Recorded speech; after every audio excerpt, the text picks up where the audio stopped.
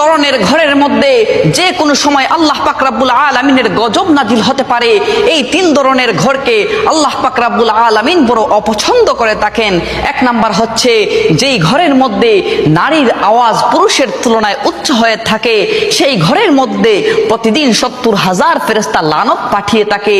2 নম্বর হচ্ছে যেই ঘরের মধ্যে অন্যের হকের মারা টাকা জমা থাকে আর সেই টাকা দিয়ে সংসার চলে, ওই ঘরের মধ্যে যে কোনো সময় আল্লাহ পাক রব্বুল আলামিনের গজব নাজিল হতে পারে।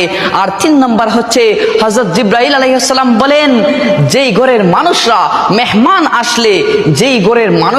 মেহমান আসলে অখুশি হয়, ওই ঘরের মধ্যে যে কোনো সময় আল্লাহর গজব নাজিল হতে পারে।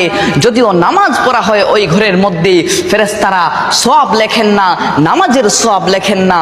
নাউজুবিল্লাহ। আল্লাহ পাক রব্বুল আলামিন এই 3 ধরনের বৈশিষ্ট্য থেকে আমাদেরকে যেন